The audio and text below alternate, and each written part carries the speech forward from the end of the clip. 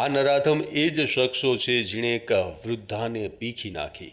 લૂંટના ઈરાદે આવેલા આ બંને શખ્સોએ વૃદ્ધાને માર માર્યો ત્યાં સુધી કે ગળું દબાવી દીધું અને હેવાનિયત તો ત્યારે બતાવી જ્યારે વૃદ્ધા પર આ બંને શખ્સોએ દુષ્કૃત્ય પણ આચર્યું હતું। આ ગંભીર ઘટના બની આણંદના મોગરીમાં, જ્યાં વૃદ્ધ મહિલાની હત્યા કરી દેવામાં આવી। આમ આ સમગ્ર ઘટના લૂંટ વિથ મર્ડર અને રેપની છે। આ બંને શખ્સોએ વૃદ્ધાના સોનાના દાગીના મળી અને કુલ 51,000 રૂપિયાની લૂંટને અંજામ આપ્યો। મોગરી ગામે આ વૃદ્ધા એકલવાયુ જીવન જીવતા હતા અને આ ઘટના 31 ડિસેમ્બરની રાત્રે બની હતી। જે બાદ વિદ્યાનગર પોલીસે બળાત્કાર, લૂંટ અને મર્ડરના ગુનામાં કાર્યવાહી હાથ ધરી અને ગણતરીની કલાકોમાં જ ઇમ્તિયાઝ ઇકબાલ રાઠોડ અને ચિરાગ ઠાકોરભાઈ ચૌહાણને ઝડપી લીધા છે। હવે પોલીસ આ બંને શખ્સો રિમાન્ડ મેળવી અને ત્યારબાદ આ સમગ્ર ઘટનામાં શું થયું હતું તેની સમગ્ર તપાસ હાથ ધરશે।